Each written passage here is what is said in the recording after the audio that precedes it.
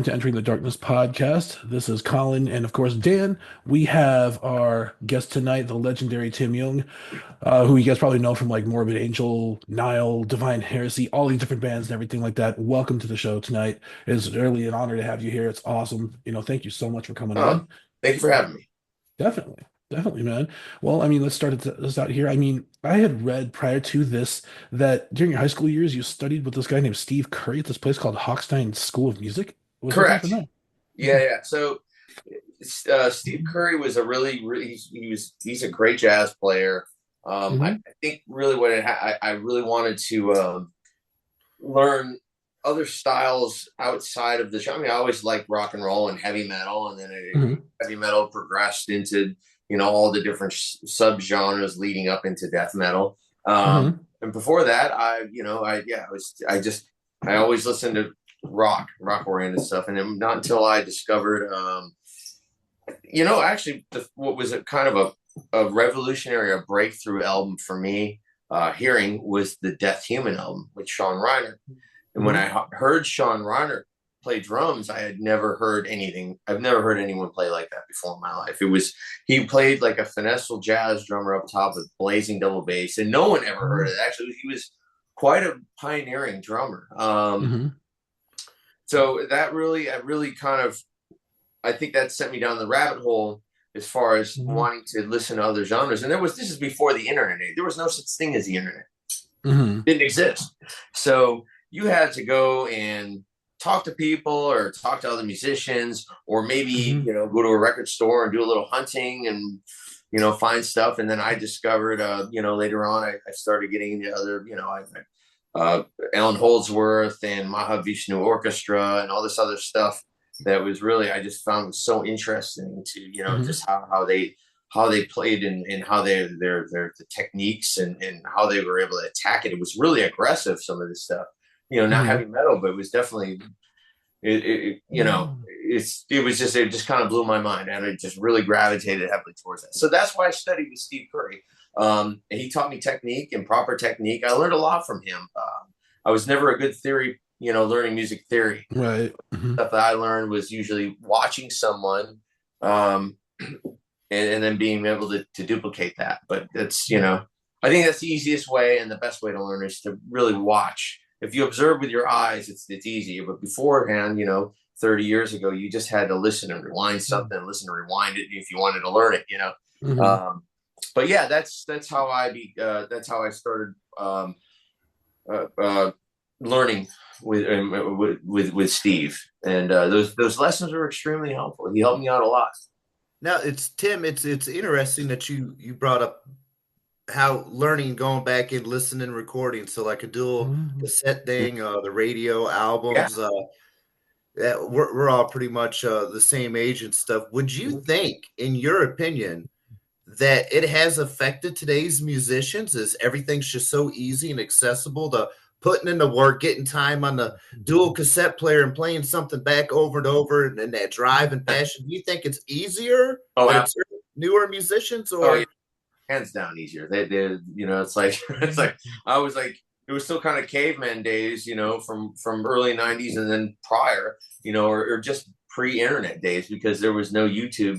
You couldn't watch except for like the instructional videos, which I remember like Terry Bozzio instructional videos, and some of these other and they were really expensive, and there were most of as kids we didn't have $45 to buy an instructional video like the Dave Hmm. Michael instructional video.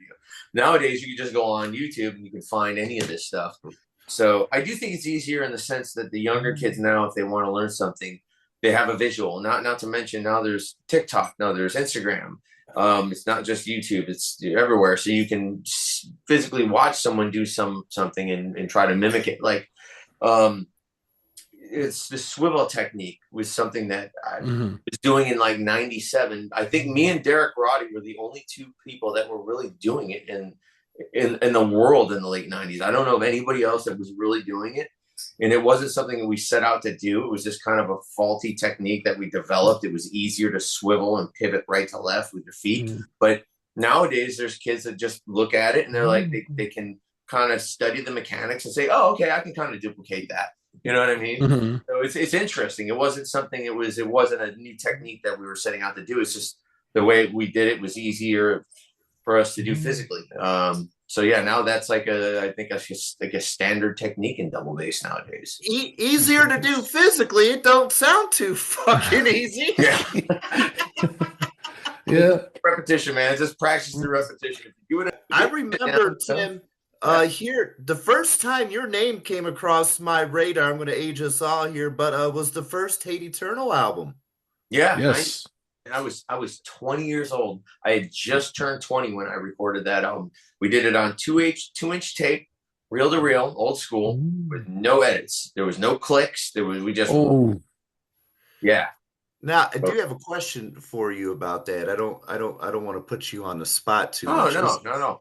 Is Eric Rutan really like that in the studio? Like, if you fuck up, you're doing 10 push-ups and doing it again and He again. was pretty militant. I think he was militant as fuck, man. He definitely was. Yeah, he would definitely crack the whip.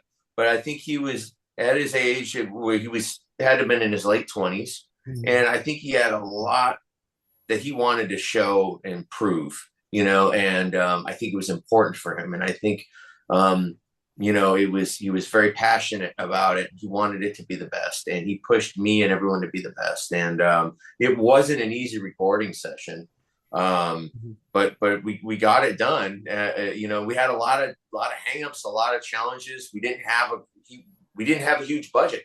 We actually recorded that album in a house in Tampa, Florida, that was renovated into a recording studio. That's so death metal. Yeah, right. There wasn't shit there. And then, I was there. We rehearsed in a public storage garage, like a storage unit. It was deafening because it was just metal walls.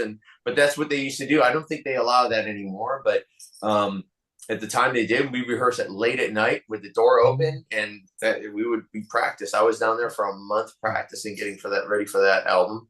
And then we recorded it, and the rest was history, I guess. Wow, yeah, because it seemed like I remember hearing that first Hate Eternal album, and of course, from the old school, so I'm super nerd and reading all the liner notes, who played what. Obviously I knew Eric. I'm like, who the fuck's this damn Machine Gun on fucking drums? Yeah, I was a baby. I was brand new. In fact, when I did, you could probably find the Hate Eternal demos. The demos were done in '97, and Alex Webster from Cannibal Corpse was actually on the demos because he was actually supposed to be the bass player for Hate Eternal. He didn't want. I don't think Metal Blade really liked the idea because they just had an issue with Chris Barnes doing a side project, and he ended up leaving the band. So I think they were really kind of like, yeah, maybe it would be cool if you didn't do it. So he was obligated to commit to, obviously, Cannibal Corpse is his band, so he was unable. But the demo was done in '97 in Cannibal Corpse's rehearsal room in Tampa, Florida, and I was 18 when I did that. Again, nice. It was no clicks, no beat detect, there was no fixing your fuck ups. You just had to execute right. And if you didn't execute, then you're going to hear the screw up on tape, or you just keep doing it until you get it right. Yeah, that was how we always recorded. It's funny. It's funny you say that. Going back and I listened to the record probably earlier in the week, and it is a very raw, organic sounding record where you can tell everybody is just fine tuned. You guys practice and practice and practice, took your takes, and then just went in and recorded it. But it's a very organic sounding, heavy record, Yeah, it is, and that's exactly what you heard. It was just playing. It was like we just played every night, every single night for like a month straight of just grinding and woodshedding and just perfecting. And I don't know if a lot of younger bands do that anymore. I mean, I would assume they do, but it's weird because nowadays a lot of bands, virtually everybody, is on a click track. So the click track is everyone's really just practicing to the click. So if you have the stems, the live stems, or whatever you're doing live, then you practice it. Maybe they even do this. Some bands may even do this while recording, or writing, the writing process. Now, recording, yeah, obviously. I mean, I meant the writing process. Sorry. So when they're writing, maybe they send riffs back and forth or parts back and forth. I don't know, but it's definitely interesting. Technology is has definitely made it a lot easier for everybody, but musicians especially is just it's I don't like to. I mean, even for me, it's easy to punch apart than to redo the whole damn song. But I really don't like to try to rely on just we'll just fix the screw up. But Mhm. sometimes it's just easier if there's a crunch and we have to just get it done. Okay, there's a stick click. Can you remove that stick click? Usually can't. You have to do something, or I don't know. I just had Uh, that big stick or not stick, click debate with somebody because uh I never learned to click track. I know my time signatures and stuff like that, and I'm able Okay, to hear what the music is doing. But I sure. said, man, the thing that messes me up is that goddamn click track. I can't. It just throws me off. And Mhm. everybody was like, "Well, that's what everybody does nowadays. Why does that mess with you?" I'm like, Black Sabbath never had it, and them records are full of them Yeah. guys going in and out of time signature. I'm Oh like, yeah, totally. I'm like, they didn't use a fucking click track. Why do No, I have to use one? It's gonna make it cleaner. I was like, well, if I'm not playing clean enough, maybe I need to go back and practice and get tighter. That's my form of getting tighter, like a fucking click track. yeah, the click track, I have mixed feelings about it as well because I listen to a lot of like all the stuff that I grew up on is all 60s and 70s stuff. I mean, and back then there was no click track. There was no fixing your part. In fact, you listen to a Sabbath song or Sabbath album or Led Zeppelin or a Fleetwood Mac album, there are screw ups all over those recordings, little inconsistencies, and I think that's just the human touch, the human feel. I think a lot of the magic's gone with modern recordings because everything's beat detected and sound replaced and sampled and quantized and vocal pitched. It's just like you're not even really hearing a genuine recording anymore. You're just hearing, mhm.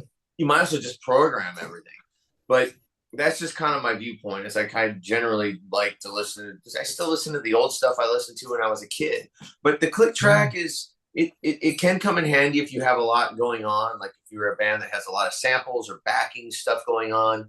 It can save you money from having to have someone else in the band pushing the buttons or the samples for you, or someone else having to do that. Um, but yeah, the click track's different. It's you're not even really jamming with everybody else. You're really just jamming with the click track. Everyone's just jamming to the click track. It's Mhm. it's different, Morbid Angel never used a click track live ever because the songs they fluctuate so much naturally, even the way they were written. There was no there's just no way you could really put those songs on a click track and have them work. But that's kind of a double-edged sword, Tim, because you guys are the drummers. So you guys are the ones that are allowed to give the shit looks when somebody's fucking up behind the kit. Oh, well, I mean, the band's only as tight as the drummer, you know. All As they right. say, But as they say. so you got to be solid. I mean, there's been times where I even because I would listen when I was in Morbid Angel. I would take drum cams every night of myself, and I would watch in the bunk, just watch and just see what I was doing wrong to try to correct this. And Glenn Sobel, a good friend of mine, he plays with Alice Cooper. He does the same thing, which I thought was pretty hilarious. I was like, "Well, you do that too, man." It's funny.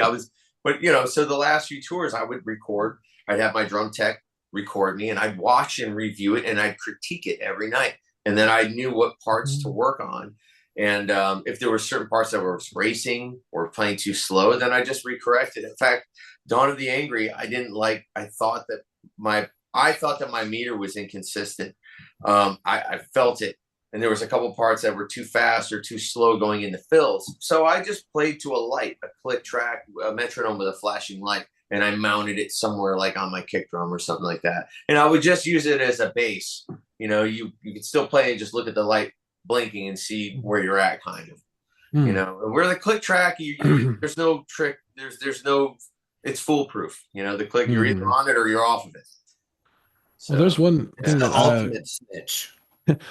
going back to that thing about like the older music and stuff like that, right? I think I'm not sure if you'd ever noticed it. Like if you listen to Ride the Lightning by Metallica, you can actually hear them switching like this up the strings and stuff. You can actually hear them sliding and everything. Oh And yeah, yeah, yeah, I'm just kind of like, you see, that is what I like. That's completely raw. I mean, that's yeah. just like, like you can literally hear where they're doing the switching, where they're doing different progressions and stuff. Mhm. And it's like, that part to me is like probably the most genuine you can get. You know what I mean? Oh yeah, absolutely. We've gotten to a point where productions and Mhm. Mhm. technology is so advanced that we can make these perfect productions, Mhm. but they're so sterile to listen to. Like they're just so bland. It's like, man, there's no life in it. The old, all those, a lot of, I mean, I'd say, even mid '90s. I think recordings were probably still pretty honest, right? Mid early '90s. Went until like later '90s, maybe in the 2000s era. It started getting really things started getting really edited and beat detected and Mhm. quantized and like I remember early 2000s. A lot of bands were doing that. And I'm like, nah, that's kind of disingenuous, It's Right. like but somebody sent me something. I think it was early last year that Tim Henson, the guitar player from Polyphia, they're newer cats, okay. and man, dude, as a guitar player, I'm like, this shit's fucking cool. But I could only take 3 songs because everything was like super perfect. You Yeah. know what I mean? Like everything was just, and I was just like, awesome players. I think the band is awesome. I think the guitar players are awesome. But I'm like, I could only take 3 songs because everything was just so fucking perfect, and Yeah. it's weird. It kind of takes the feel out of it because you want to hear a little. Some of the fluctuation is it's that swing, that natural swing or feel. Like even the Zeppelin songs, especially Bonham's. Like he was like the most rock solid drummer, hands down in that I can think of right now in the '70s, at least on the top 5 as far as rock drummers that were solid. The guy changed drums, but they tried to put him. There was a video on YouTube where they actually beat detected John Bonham and just made him perfect. And they played it back, and they were like, "Yeah, it's just lost all the feel is gone." Because he did have a little bit of fluctuation. Just natural human fluctuation. He was still pretty dead set locked, and especially for not playing to a click is was pretty impressive, man. They literally would set his drums up in a hallway, mic it, and roll tape, There you go. say go. Hmm. They don't do that now, and I think that a lot of people, and I hear like younger people talking about people younger. I'm 46 now, so I'm old at this point. But there are also people I talk to, musicians that I talk to, that they're in their early 30s, and they're like, yeah, I'm tired of hearing everything, completely, beat detected and perfected and edited, and it's just a matter of time. I wonder when we're going to start seeing bands start recording organic again, or and artists doing it organic again. There always seems to be some sort of cycle here. Remember, Yeah, yeah. at vinyls that came back over the last 10 years or so, and it's meant a huge resurgence. I can see definitely with recording stuff because it's going to get to the point that maybe it's it's too perfect and there's not a challenge in it. But I can see it definitely making a full circle. Everything always comes back around. I hope Or we're all so. going to be replaced by AI. Yeah, or AI, because AI is scary good. But the cool thing about having and listening to an organic recording is everyone plays differently. Everyone has different velocity, whether it's bass guitar or drums. Nobody executes the same way. You can have 5 guys play. You could have 5 guys play a Metallica song, whatever song you want. Leper Messiah. Let's just say that one. It just popped in my head. You could have 5 guys play it on drums, and it'll sound different, completely different. But when you beat detect it, make it perfect, everything sounds the same. You took everyone's personal touch and removed it. So that's Mhm. what I think is, kind of sucks about all the beat detecting and making it perfect is you make it perfect, but it's not really, it doesn't sound like a human. And you completely strangled the feel out of that player's performance. Hmm. So I was Yeah. kind of really outspoken on the last Divine Heresy album that we did, Bringer of Plagues. And there was still a lot more editing that I wanted on my parts, but I really fought as much as I could to keep, just keep some of the imperfections, keep some of the just. I don't want it to sound perfect, and it was a big fight I had actually with Logan. I don't think completely agreed because he wanted it at the time, wanted it perfect, and Dino wanted it perfect, and not that it wasn't, but I didn't need to be 100% on the grid, flawless, Hmm. and which it wasn't, but I had to fight tooth and nail for that. There's, oh man, I mean, like, what is it? I mean, like, how did that when you guys started Divine Heresy? Like, what was that like starting that with Dino and and Tommy and all that? I mean, that had to be like one of the coolest things ever. It was hard.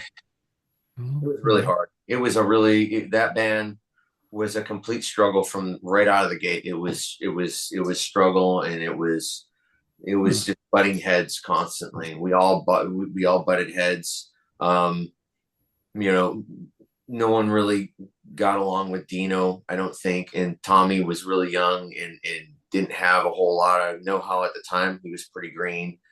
And Hmm. who knows? I have my faults too, I'm sure. you know, Hmm. and we were just all of us were just kind of had I think we all were really amped on it and we wanted it to be great, but there was a lot of headbutting, and there was a lot of headbutting between Tommy and I with Dino, a lot of it. But Dino and I, when we got into the room to work together, we worked really great together, musically. Hmm. Nowhere else are we really compatible, but musically we got along and we paired very well.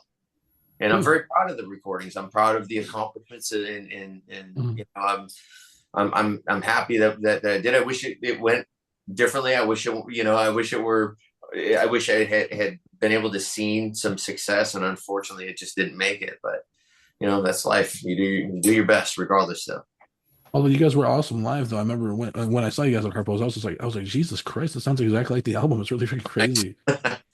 Yeah, we worked hard. Yeah, we all worked really, really hard, man. It was tough. The tours were hard, man. That first when the first album, Bleed the Fifth, came out, I think I left. It was released, I think, in the summer of '07, and then I left in like October. We did the tour with Static X and Shadows Fall, Operation Annihilation. That was the tour we did in '07. Yeah, And that was the one. I left. Yeah, I left in October, and I didn't get back into LA until January, like early January, because I went back to New York after a European tour. So we were gone, and then after that, we had like a month off, and then the rest of '08 was we toured, and we really toured to a point where it was miserable, and it didn't really help with everything else going on. And then the kind of Tommy ended up leaving because of the altercation with Dino, and Oh, uh, I remember that. it just flopped. But we were just overworked in a really, we didn't have a tour bus. We were all in a van, So, oh yeah, no, it was hard. It's like you touring that much with the same dudes in a van. I mean, someone starts chewing gum the wrong way and you want to kill them. So it's like any little thing can set you off. It was just really close quarters, and there were several factors on why it didn't, why it failed, why it flopped, or just didn't make it, or didn't last, unfortunately.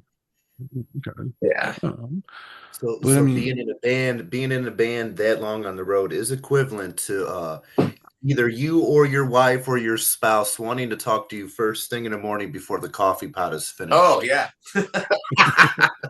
It is. It's a relationship.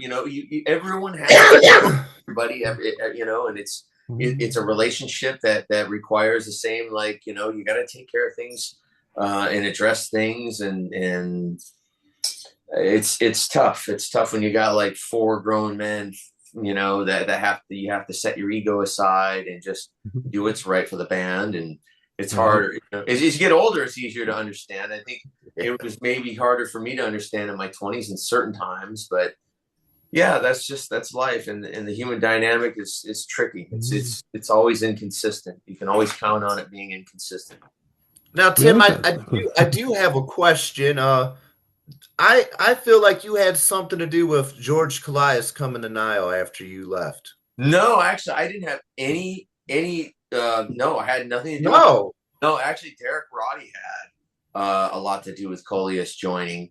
And that was in, I think, when did he join? He joined in like '03, because it was right after I did that. I did a tour for them with Danzig, Black's the Black tour.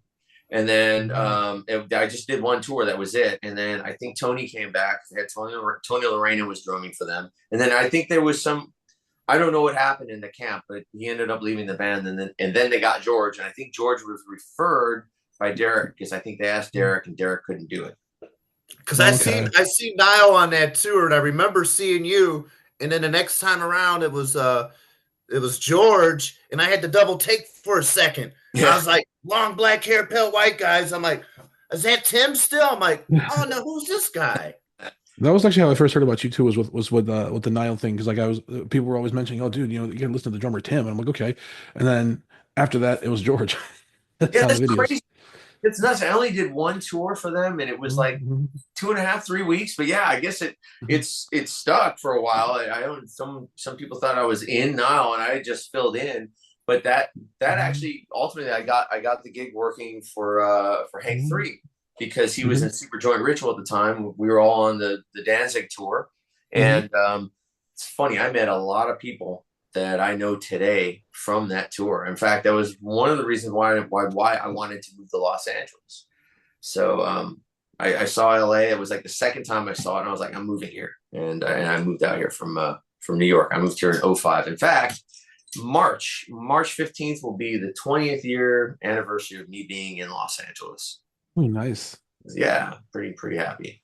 During I kind of semi-retired from touring right when the Mhm, pandemic hit. The last I Am Morbid did a festival in Sweden in 2020. We got back home and the whole world shut down. And then mhm, in 21, I mhm, didn't. David wanted to go back out, and I was feeling really burned out. I was just tired. I had toured from 2001 or 01 or '02 until 2020. I think between that span, I only took like 3 years off from touring. mhm, So I was absolutely exhausted from touring. Yeah, it was like I was just like I'm done, and I was like, you have to replace me. I didn't have the requirements they wanted me to have to go to Europe at the time as well. So that was mhm, another reason why I don't have the requirements they want me to have at the time. So all right, I'm done, and that was mhm, it. And then David ended up, reconnecting with Pete, which is great. I just saw those guys. They were here a few months ago in downtown LA, and went and saw David. I'm still really tight with David. He's like an older brother to me, one of my best friends. mhm, I'm really grateful to have him in my life and have worked with him and met him. I am so happy to see him back with Pete. Pete's fucking man, he's killing it. Did a great job. Man. mhm, I watched and he was awesome.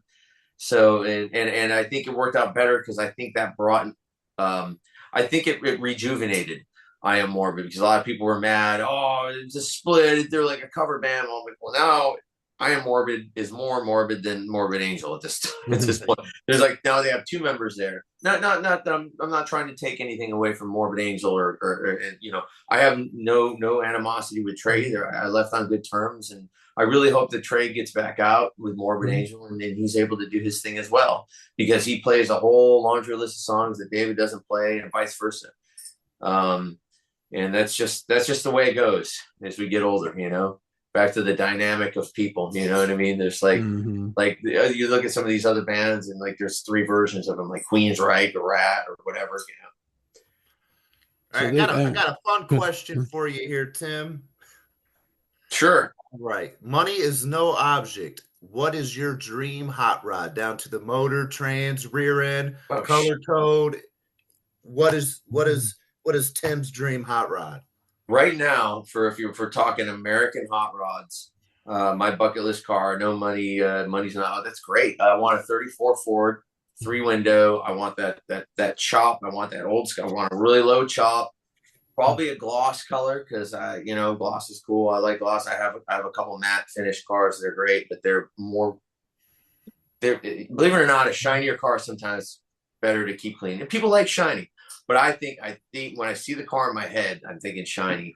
And either an old school, maybe a old school artillery wheel, or maybe a set of magnesium wheels.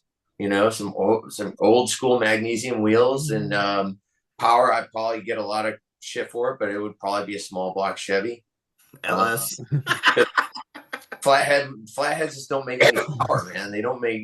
I have a friend of mine. He spent like 12 grand building a Ford flathead, and it makes like 300 horse. I'm like, dude. You could have bought a 600 horsepower small block Chevy crate motor and thrown it in your car and just dressed it with error correct valve covers and stuff. Because the small block Chevy was the original LS swap. In the hot rod world, guys were putting small block Chevys and everything in the late 50s and the early 60s and well in the mid 60s. So that would be my dream hot rod. I'm a lame duck. I would probably be a 68 through 69 and a half. Give me a plum crazy Super B 440, 4 on the floor.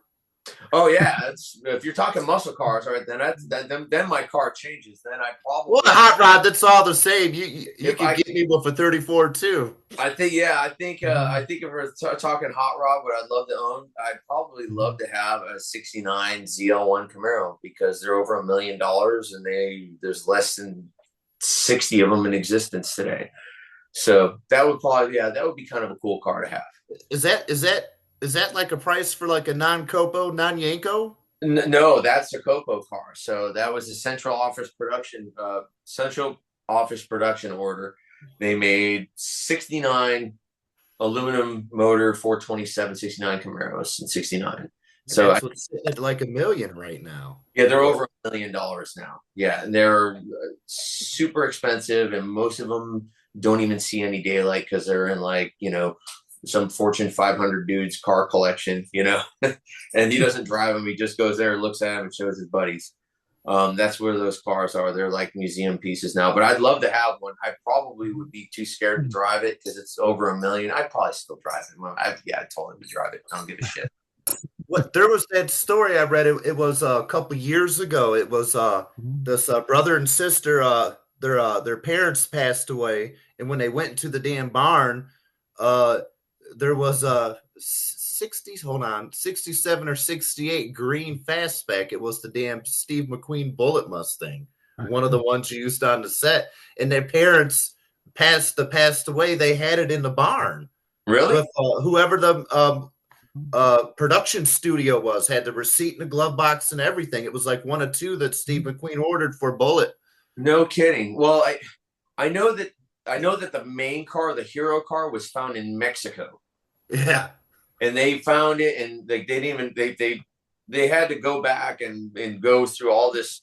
They had to talk to people that were involved with the filming, involved with the cars to authenticate it because the car still had mounting brackets for the cameras on it and stuff. And it was the original Bullet car. That car it just sold a few years ago. I think at Barrett Jackson. It was like an insane number, but I didn't know about the other car, so that's kind of interesting. That's the cool thing. The Barrett Jackson thing is actually like they do that thing out here in Scottsdale every year, like the Barrett Jackson. Yeah, no, it's a huge. I mean, that's the biggest televised auction, a car auction next to Mecum. But yeah, it's a big deal. I've never really gone to them. It's a little more production than I'd like to have to deal with, but maybe one of these days. I just, I usually I'm a homebody these days. I don't really go. I would love to do that. I'll never forget being a kid growing up as a teenager watching Barrett Jackson with my old man. And my dad would sit there and watch these cars. He had an old 442 Cutlass, a 71, Mach 1 Mustang that he sold for my mom's wedding dress. But all these cars come across him, and my dad's sitting there just cussing at the TV. Son of a bitch, 60, 70 grand. I bought that car for $3,000 and a bag of weed off of some kid I knew. Back then you could. And, Barrett Jackson, those prices, they got guys in the audience to work those numbers up. I think. I don't think that all the time. I don't think that they're not 100% genuine and honest. In fact, they were responsible for jacking up all the prices on the Mopars in the 2000s. They ran one through and they had the guys bring it up to like 180 and or 80 or 90, and then they'd say, well, why don't we see if we can bring it up more? And they brought it to 200 or something like that, and it went up, and then they brought the market up. They've got a lot of power as far as they can actually, they set the Mopar market up through the roof. They were responsible for it, and they have that much control and that much power to do that. But when the housing market crashed, so did the classic car market, and all the guys that overpaid for all those Mopars got, you paid $170,000 for this Mopar and it's worth $60,000. and you get 60 grand for it, you know? So like everything else, even right now with the economy, I could see the classic car market's kind of, everything's gone down like at least 30%. And Hmm. this is generally a slow time because I always pay attention to this stuff, you know, aside from it's just drums and cars. That's all I do all day. I get up and it's cars and then drums and cars or whatever, you know. So yeah, I think I think the markets with the cars now will probably, you Hmm. know, it's slow right now as far as January and February, but it'll pick back up probably. And then see what happens. But one thing for sure, classic cars don't always stay down. Some go up higher than others, but they all gradually, you know, slowly but gradually go up. They always do. Man, I'm kicking myself. Back when I was, God, this is forever ago, I was 21, 22. I got all my student loan refund money back. Your big Hmm. check after you've paid for all your classes. And I was staying in an apartment at a time. And I came across somebody that had a 1970 Dodge Coronet Super B clone, not a real Super B. It was a Hmm. clone, and Mm. they had it sitting in a pole barn. They had a 440 on the engine stand. They were going to get rid of for 1,200 with the car, and I was this close from buying it. I think it was like 5 grand for the whole thing. It needed everything. It had the classic Chrysler quarter panel rod. Everything needed to be Yeah. done. And my brother talked me out of it. He's like, dude, he's like, I'm all about hot rods, but you stay in an apartment right now. This is not a wise move. Just use that money. And I'm like, Yeah.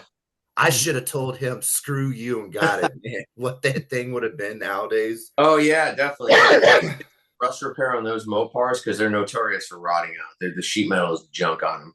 They're just not really well built cars. They weren't intended to keep them. I mean, no one thought that this shit would still be relevant in 2025. It's more relevant than it ever has because no, they don't make anything like that anymore. So, but something like that. I mean, I'd say the best cars are the cars that are running and done because they always factor you're going to spend when you put a car back together, just go ahead and double that. And that's usually what you'll end up with when you're done every time, you know? So And maybe you may have dodged a big bullet, but there's always the next one. They're available. They're a little more money, but you know, you probably have more money now than you did back then. So that's a bust, right? now we got fucking electric Chargers and Challengers. I wasn't really a big fan of the Charger when they brought it back. My uncle drag raced a 68 RT original Okay. for Mopar. Mopar. years. Yeah, oh yeah. Mopower, Bowtie, and yeah, all my family worked for the big three. I'm in Michigan, so Oh uh yeah, yeah, yeah. but I was never a fan of the new Charger. To me, it was just blasphemous. The fucking Charger was never a goddamn four door. Yeah, I never liked it either because they had a I four. like the Challengers, the new Challenger, but the four-door Charger, like, get I out never, of here. yeah, I never liked it, and then it started to grow on me. And there's like right now, I've got a 2020 Hellcat Charger, and it's a wide body, and it's pretty cool. It is four door, but it is neat. It's actually my girlfriend's car. That's a little too new for me, but it is fun to drive. I mean, the thing hauls ass. It's 700 plus horsepower, and I put a JLT cold air intake on it, and that car rips. And it's got climate controlled seats, and it's really deceiving because I'll get on the freeway and I'll just it on the on ramp and I look and I'm going 107 and I'm like, okay, well I better slow down a little bit. Yeah, it's nuts. It makes so much power and it's so civilized. But I always like to be a little scared. It's not fun if you're not a little scared. So I think that's why I like just like my older stuff. You know, you have to drive it. There's no traction control. There's no computer trying to help you out. You're on your own. Hope you know what you're doing. You I, know? I thought if anybody aced that muscle car kind of revival for the newer generation, where it was Dodge, where they brought back the Charger and the Challenger, Yeah. I always made me wonder, why did GM and Ford shit the bed so bad? That would have been the key time for GM to bring back like the Chevelle, the Nova, or Ford to bring back like the Fairlane or something. Yeah, you would think. Well, Ford made, everyone loves the Mustang. Mopar has always been great with marketing. Even in the late 60s and early 70s, the marketing they did on those cars were brilliant. They were fun. They were cool. They had the crazy colors. I mean, you could order a pink car and they would build it. You know, you could order a 1970 Challenger in Panther pink, and they would build the thing. You can't really do that now. In GM, I think GM really strayed away, and I don't know if it had anything to do with them taking bailout money from the government, but I think that that's probably why they don't build anything cool, because they got help from the government and they probably have to follow whatever the federal government's protocols are. Or, hey, we want you to do this or do that. When you're in debt to whoever, then they kind of have control over whatever they may want if they help you out. And I think that was the case with General Motors, because everything they make is absolute garbage. Government Motors. Yeah, it's pretty much it is. Yeah, it's government Motors. I don't, I've got my daily driver's a 2017 Tahoe. It's a nice truck, but it's not. I also have an '08 dually Duramax 3500, and the sheet metal on that truck is significantly thicker than the 2017 Tahoe. I actually had dented the fender on it. I slipped and my elbow hit, and I actually put a dimple in the shit. The stuff's so thin and chintzy, and I don't know. I think the older stuff is a little more well built. I think in the next 10 years, we're going to see a resurgence of people wanting like late 2000s cars, because a lot of people are getting tired of all this high tech bullshit in their car that doesn't work right anyways. How many times does your Bluetooth screw up on your vehicle? Yeah.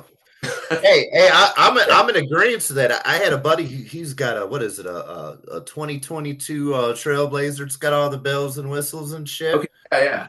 But he had some stupid sensor. It was a coolant position temp sensor. It was some weird sensor, and it was shutting off literally like his fan, and his car was just overheating. Oh yeah, so, yeah. He's like, man, it ain't just the bullshit O2 sensor. So he had to order the special sensor, and it was one of them sensors that after you replace it, you gotta take it somewhere and have them plug in their computer and do their shit. I'm like, calibrate it. Out of here. Yeah, no, it's challenging, because a lot of mechanics nowadays, like buddy mine's a mechanic, and he's like, you know what? To work on some of these cars, it takes me 30 minutes to shut off all the electronic shit so I can work on the car.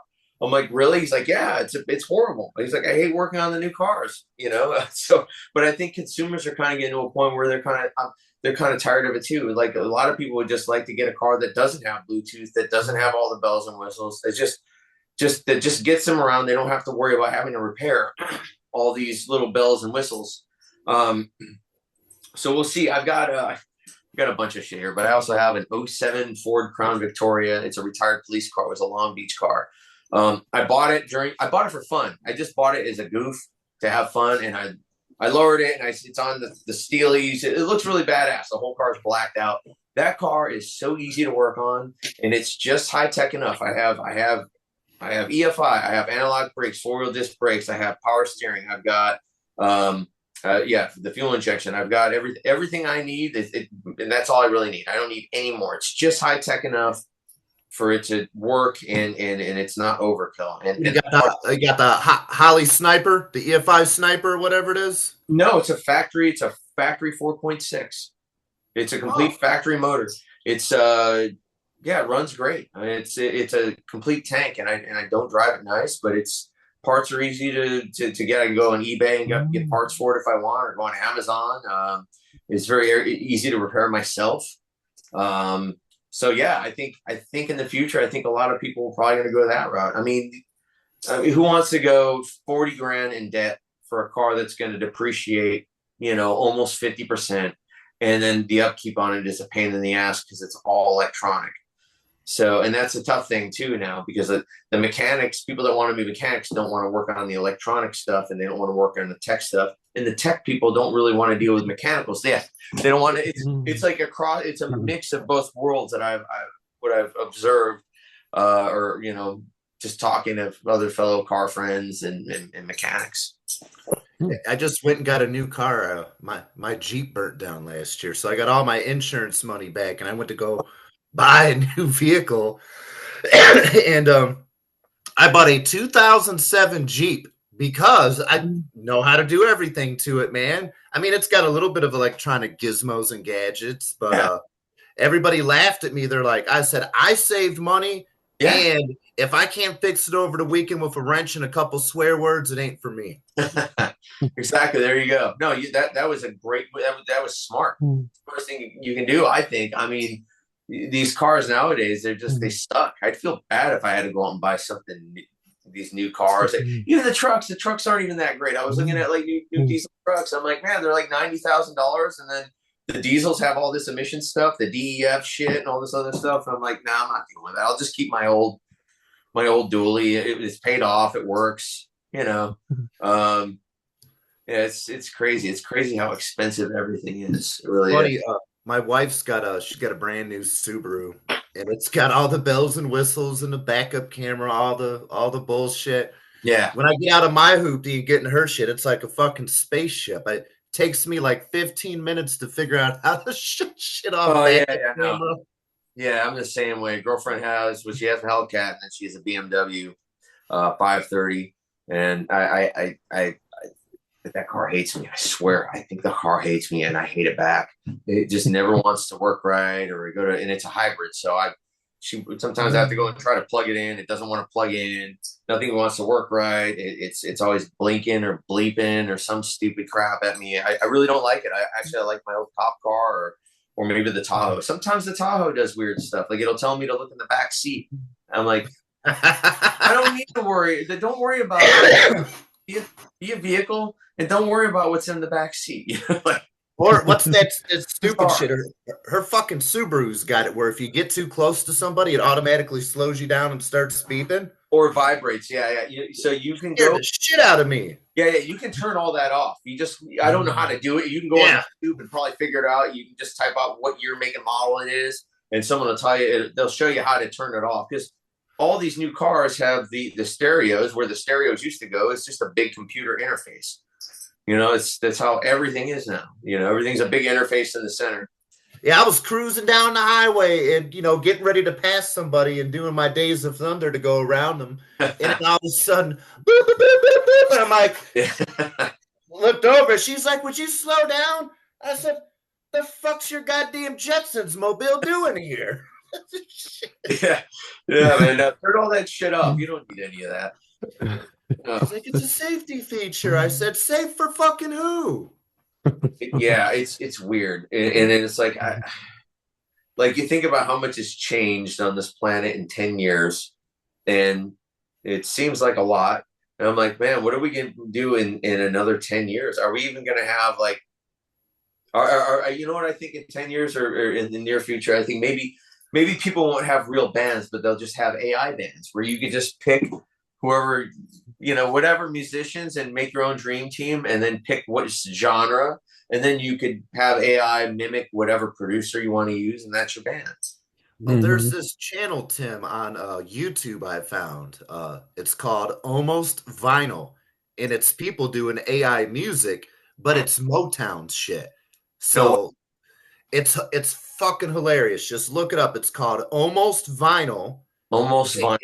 And it's like the smoothest Motown R&B music you hear, but it's just super rank shit. Like he's got a Motown song, sounds like something the Temptations would have recorded, and it's a song about telling your boss to stop being a prick.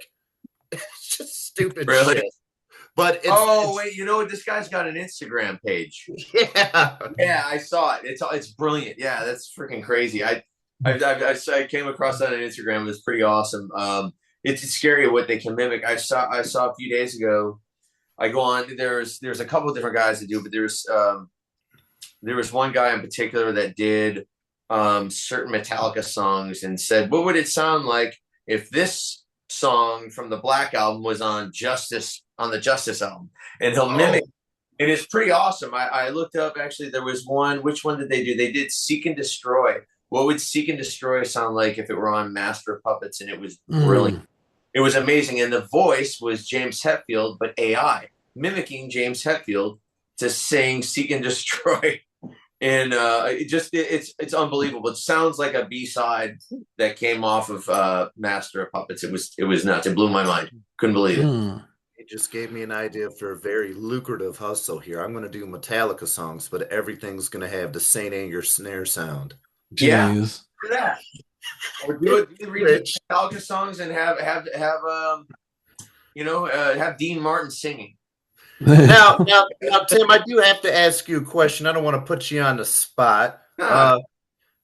What the fuck was up with that goddamn snare sound off of Saint Anger? That is like one of the top three worst snare sounds You ever. know, Like, why did Bob Rock say some shit? I don't know what anyone was thinking or if they were thinking, but I wholeheartedly agree with you. In fact, I don't even think the album. Well, it wasn't that bad. I don't, everyone was ragging on it. The songs weren't that, but it's just the snare drum. I couldn't get past the snare drum. It sounded horrible. It was almost, you know what it reminded me of? Because you know what other snare drum I think sounds like absolute shit is the Soundgarden album. I'm not very well versed in sound. I'm not the biggest Soundgarden fan, but what was the album? Was it Black Hole Sun? Was that the Uh, name was of was the that album? Super Unknown? I think that was Super Yeah, Unknown, Super wasn't Unknown. It was unknown. Super Unknown. Yeah, I was in high school, so I remember hearing Black Hole Sun. Going, what the hell is wrong with this snare drum? Why is it pinging? Like it's just if you were listening to it, you'd be like, oh, it's like the Saint Anger snare drum, but just toned down a bit. hmm To me it is. That's when I heard this name, I was like, wow, this is like the Soundgarden snare drum, but way worse. like hmm like really bad. And that's the weird thing about, I guess, productions is that we all have a different view. Like everyone says that the Metallica Black album is the best sounding Metallica album, and I beg to differ. It's not. It's the cleanest, most polished, most expensive one. But I hmm don't. I think Justice had by far more attitude and delivered. even Um, with the lack of a bass. yeah, even for the lack of bass guitar, and it's a shame that they did that to Jason because even though there is no bass, the production is still incredible. I mean, I think that album was a staple for all the Scott Burns productions in the early '90s for all the early '90s death metal bands. No one hmm had clicky kick drums like that until that Fleming Rasmussen produced album came out. And I even talked to Fleming about it. I was like, that was a really revolutionary album because there were no really defined kick drums with that defined attack, hmm until that album. I never heard that. In fact, Vinnie Paul said that he loved those kick drums so much he used to tape silver dollars to his kick drum heads and hmm use Danmar wooden beaters to make them clickier. I've heard about that. Yeah, I really think that may have been an introduction or maybe partial paving ground for death metal productions. I guess since you're a drummer, I've always wondered this question because I'd seen pictures of Vinnie Paul before. Looked like he had the drumstick backwards, like he had the actual fat end, not the actual thing. Yeah. Does that create like an extra bounce or something like that? Like on the No, mic you sound? just hit really fucking hard. So Oh. that's all he would do is he was in fact his drumsticks were the same on both ends. So Okay. yeah, he always played. He wasn't the hardest hitter, but he had those sticks were tree trunks. They were big, so it definitely helped deliver a lot of attack when on his hits. Um, hmm yeah, yeah. Pantera was another band that just had a defined sound. Their productions had that great sound. Metallica now, I mean, I don't know what the hell happened, but their guitar tone and everything, it just doesn't sound. I don't know. I don't X really. effects. They're using X effects, digital modelers. You know what? They need to revert back to maybe how their guitar sounded Puppets or Justice, but that's just me. hmm I would like. I think a lot of people would like to hear Metallica if they had a retro sounding recording again. hmm Because the newer, I think Death Magnetic, I had Death Magnetic, and I thought it was actually, I liked it. It was a great album. Um, I just wish that it had that guitar. I wish they had better tones. I wish the Yeah. drum, mainly the guitars. The guitars just don't have that bite, that growl anymore. Yeah, I hmm watched a rig rundown, what was it, a year or two ago, and they toured with the X effects. So Okay. they got all their Mesas and Diesel VH4s all profiled and put in there. I mean, it makes sense, but to me, when you're a band like Metallica, you don't have to worry about shit. You have the money to get your Oh, backline there. So I'm oh like, yeah. I mean, yeah, they don't pay for the. They're they at this point they probably make money on the endorsements, but regardless of that, I just think that I think their guitar tone is great for a rock environment, but I just don't think it really complements the material that they're so well known for and praised for. But that's again my own 2 cents. Like, I know clarity is an important thing for a lot of a lot of guitar players. I want to hear the clarity. I think there's a lot of guitar players that have great clarity and have a really aggressive guitar tone. Like Meshuggah, I can hear all of their notes, and they have a pretty aggressive guitar tone. I think same with Gojira. Oh man, that Olympic performance with from Gojira was freaking awesome. I loved it. You know what? I didn't even see it, man. I feel bad. I saw clips, but I've yet to see the whole performance. It's pretty cool that they played the Olympics. That's pretty awesome. I was at work. They had it on the TV in our break room, and then in our conference room they had the Olympics playing, and I happened to walk by to go and grab some coffee, and I look over, and of course we're all deaf at my workplace, so the TV was on full blast. All of a sudden I'm like, oh fuck, Gojira. I said, oh, they are in France. I'm like, this is cool as shit. That's awesome. My manager was like, who are these guys, Dan? I was like, some heavy fucking metal, man. Just watch. They're banned from France, cool dude. to see. That's good. If they could have only done something like that for the Super Bowl. Oh, I know. Yeah, oh right. My God. Hey, well, oh my God. Next year they can get their shit together and have Metallica play in San Francisco. Just get someone that everyone can agree on at this point. I understand there's a lot of younger people that I don't even watch football. In fact, the only reason why I watched the Super Bowl is because my girlfriend watched it, and I have to be there to just yay, go team, whatever. But I'm looking, I'm like, man, I don't know who any of these people are, and I don't know anybody else that listen. Not everybody that watches football is in their 20s. In fact, most of the people that give the most money to the NFL for buying merch and everything else are probably people that are my age bracket. So get someone that's like in our age bracket. It's the least you can do for your fan base. I just thought it was kind of selfish for them. I was ready to beat the shit out of whoever thought, shell car or not, it was cool to stand on a Buick Grand National or GNX. I was ready to fucking punch somebody. Like, I don't care if it's a clone, whatever. Who the fuck said this was okay? Yeah, well, so that was, you know what? I heard more about it. Maybe probably because I'm on all these car pages on Facebook than I heard about the football game or whatever. But I guess that car was bought last year. I think they bought it in October.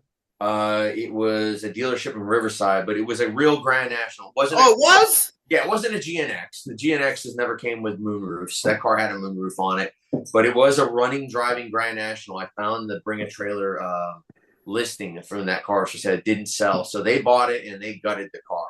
They had to cut the floor pans out of it because I guess they had people going out of the car. So they gutted the inside of it, and they probably pulled everything out. And it's just a shell now. But when you have a budget to do stuff like that, I guess you do stuff like that. I don't know. Anything can be put back. Eventually someone could put put the floor pan back in it, put the interior back in if they wanted. But it's just stuff. My dad told me this story. He had when we were kids. He bought a '83 Cutlass Supreme. Brown, chocolate on chocolate, interior, all that. Yeah, the brown. Did it have the brown velour? Yup, all that shit. Brown on brown, everything. I remember the '83 Supreme. Yeah. My dad told me the story because this was late '80s, early '90s, and we were kids. But my dad told me the story that he opted for the Cutlass because they had a Grand National on the lot that was a couple $1,000s more. And he's like, yeah, I don't think your mom would have like that. So I showed up after I signed with the Cutlass, and I had pulled up in the driveway, and he's like, your mother looked at me and was like, oh, why didn't she get that black on black one? I kind of like that one. And my dad's like, because I thought she would have freaked out on me. Oh, my man. mom was like, oh, no, I like that black one. That would have been okay. My dad's like, we could have had a Grand National right now. Oh, man. That's shit happens. You can get one though. Again, you can always get another one, but they've gone up a lot. I know where one's sitting in a field rotting right now, less than 10 miles from my house. That's a bummer. It really is. Someone it's legit. It's actually, I'm not going to give the location away. It's in front of my friend's parents' biker clubhouse, and it's sitting there. And I drove by going to their clubhouse, and I looked over, and I seen all the badges and stuff. So I kind of, me being a car nerd, I got out and I got a little bit closer, and I was like, no shit. So when I got to my buddy's parents' clubhouse, and I said, "What's up with that Grand National up there?" I'm like, "That's not like a clone." I said, "No, it's real deal." The guy's kid had it. He passed away. His son did, and he hasn't brought himself to do anything with it, so it's been sitting in the backyard just rotting. Oh, that's sad. Well, the car is probably it. Who knows if it's even salvageable? 6, 7 years ago too, so It still sitting there. doesn't get better with age. That car is probably just going to be soup cans. It's Hmm. unfortunate.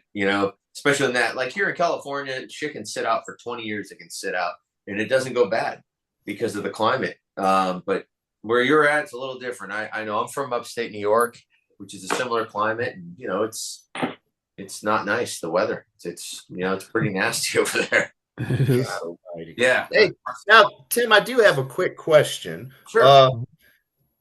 Did you ever have any time to hang out with the Abbott brothers, Vinny and Dime? Do you have any cool stories or anything like that? Not really. I never got to meet Dimebag. I knew Vinny. Vinny and I just never really seemed to get along. We just didn't like one another. I don't know how to word that any better, but yeah, we did not really particularly get along. I signed with him. I've drank with him before, but we were just never best buds. I just was kind of, whatever. But regardless of that, I mean, I have respect for him, absolutely, as a musician and a player, and what he did and his achievements. And I feel really bad what he had to endure, with his brother. I can't imagine. Actually, I absolutely cannot imagine. But yeah, I think after his brother passed away, I think that he was a little less enthusiastic about hanging around with anyone. I think he was mainly on tour because he didn't want to be home. So, and I have friends that are really good friends with him, and I did a lot of my friends relayed that that's really was the truth. He didn't really care about being out. He just didn't want to be home. He didn't want to be, he wanted to be out doing it. And I think maybe that was his way of coping with the loss of his brother. Maybe he was out on the road so we wouldn't think about it. You know, Hmm. it's weird. Everyone deals with their problems and differently. And maybe that was just the way that he dealt with his problems or his demons or that horrible incident that happened, which I'm sure he carried out with him. He was never the same from that day on. Hmm. Um, but yeah. So that's my story of, of the Abbott brothers in What do Vinny. you? There's just the whole time period of drummers, Joey Jorgensen. We God rest his soul. We lost him, and Vinny. There's a lot of guys that we grew up with, or I grew up with, and it's like they're not here anymore from circumstances that are just mind blowing. Yeah, no, it's tough. It's a really rough life. It can be a rough lifestyle, being a touring musician because you have access to anything. You have access to abundance of whatever it is you want. It doesn't matter if it's women or alcohol or drugs or even food. It could be anything. If you don't know how to regulate or check that stuff, I mean, eventually it can catch up to you. And just in general, just getting older is hard. Like I'm 46 now. A lot of people I went to high school with, people will see you went to high school with that guy. He looks 10 years older than you. I'm like, well, I don't know. He had a different job and I had a different job. I tried to take care of myself. And as we get older, there's this shit. The shit you did in your 20s, you can't do in your 40s. You just start trying to tone it down maybe in your late 30s and then your 40s. You should be on a different path. But I think that's the hard part is, just making and doing the necessary or the things you don't want to do. So you age better. So you're around longer, I mean, It's. think about how much we know nowadays about health. Like you think about like the 80-year-old man when you were like 10 years old. Like, remember that? You're like, he was like an old, wrinkly, shriveled up, like frail. Now we got 80-year-olds that are like climbing mountains. Yeah, no shit. Marathons and shit. Guys that are working out. So, it's just really like diet is really important thing, I think, and really just kind of regulate on your fun, whatever it is. Mhm. Just right with drugs or alcohol, try to regulate or eliminate it. And really exercise isn't even an option once you get in the 40s. You have to do it because it gets Yeah. harder. Because then if you don't do it in your 40s, you carry it in your 50s, and then it gets worse in your 50s. And then it gradually it sucks, man. Getting old sucks because it's not supposed to get harder. You know what I mean? But Right. it kind of Mhm. does in a sense that like we just have to relearn and unlearn some of the bad habits that we had in our 20s and 30s. And it's not easy. Like I had to cut carbs. I got blood sample done. I have this doctor. He does Eastern Western. He does runs your blood and it tells you what you're deficient of, what you have too much of, what you need to supplement. And he's like, you can't have gluten. I'm like, what the fuck am I supposed to eat? I can't have gluten. That means that I love of all this. I can't eat bread. Fuck that. I'm not listening to him. Well, I got over myself and I cut it. And I said, I'll do it for a week. I'll do it for 2 weeks. The inflammation in my body when I was in significantly less pain in certain areas. I have arthritis in certain my toes, and I have problems with my wrist sometimes. A lot of these problems went away completely or went away significantly. So yeah, you have to cut the carbs. There's Mhm. something to be said about, getting older and stuff like that. Because my woman, I'm pretty sure she's never smoked a cigarette in her life, and she's not really a drinker whatsoever. If I catch her with a beer, it's like I need to take a picture. But she looks like she's a fucking teenager. That's great. Everywhere we go, they will card her. They will this. They will that. They think sometimes, I know this is going to sound weird, but she's like a sibling or my daughter because she just looks so freaking young. And here I am looking like the Murray's Auto Parts man. And people are like, whoa, like, they're like, that's your woman? I said, yeah, that's my woman. They're like, wow, she looks good for her age. I'm like, yeah, I had a cigarette once and I look like shit. God.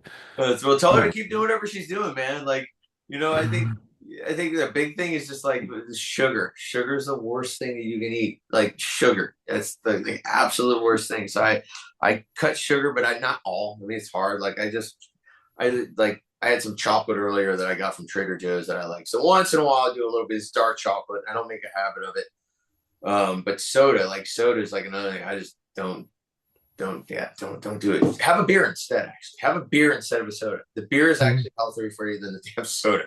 Right. I've been Yeah. I've been addicted to aloe vera juice, the actual pure stuff you get from a pharmacy, the aloe Oh vera yeah, water juice. yeah. It's amazing. You like it? Love it, dude. It took me a while to get used to the taste of it, Is that the but stuff? it's like drinking it for like a week straight, like my skin's clear and it just Mhm. has natural fiber and minerals. It just kind of regulates you. Yeah. Is that the stuff that's got the pulp in it? I don't know what I get it at Kroger's, Myers, whatever your stores in the pharmacy. Yeah, it's made out of it's some of it. Yeah, it does have a little bit of the pulp in it, but Yeah, best shit ever. yeah. It's not bad. I've had some of that before. The coconut water I was drinking for a while and I stopped. The coconut water is good. It's got a lot of potassium in it. Um, Mainly just water, like 64 to at least 64 fluid ounces of water a day. Oh, cool. Just my next question. Yeah. When you were on the road, Tim, all the time, what is that one thing that you had to have? Whether it was if you had a rider, you were out at a local store or something, that one comfort thing you had to drink, like Gatorade Zero, which is still trash, spring water, chocolate milk. What was that one thing that you had to have? It was, at that point, I'd say in my 20s. In my 20s, it was usually like a flavored vodka, blueberry vodka. I loved blueberry vodka. So I always had blueberry vodka or a strawberry. UV? Yeah. Yeah, no, that's all. I had that. Or I really liked red wine. I still love red wine, but I can't, I don't really drink it that much these days because of all the sugar in it. Um, but yeah, I love those. So that was probably it. Yeah, I'd say blue. Really? Yeah. And Do you have warm. any like weird horrors? Do you have like any weird tour stories or anything like that? Like things that like went like really, really strange or really, really messed up? Yeah, I think the first tour I did, Mhm. um, I watched a crack whore light her fart on fire in Vancouver. Because this was in Vancouver, British Columbia. This really happened. we were doing some. We saw some girl, and she's with some crackhead. They're in, they're doing whatever crackhead things, and she lights the lighter, and she like blows a flame out of her ass. And my buddy had the camcorder. It was before smartphones. He had a camcorder, and we started laughing. And I remember her face turning. We were watching it, and I watched her turn around on the screen. So I was looking at the screen, and then she did this little crack dance around. It was kind of funny. I don't know. It was pretty amusing. It was like really random. Mhm. And there was just so many other stupid things that I've seen that I can't think of right now or experience. But just a lot of like crazy parties. Mhm. There was a lot of like, especially in my 20s, I really was pretty debaucherous. And then in my 30s, you mellow a little more. But it was a lot of fun times. Just partying with fellow band other bands on the tours, and Mhm. going between bus to bus, and yeah, I got a lot of great stories actually. A lot of wonderful stories, a lot of fun. Well, can we expect any new music from you or anything like that? Possibly, yeah, quite possibly. I have something I am working on. I can't really disclose it yet, Mhm. um, but I think I will probably reveal that later on, maybe mid this year. Excuse me, or maybe into the fall. So right Okay. now it's kind of under wraps. But yeah, I may possibly come out of retirement for a little bit and do some stuff. I don't know if I'm going to be doing 8 months out of the year, but I'll be out, and I'll be back out on tour.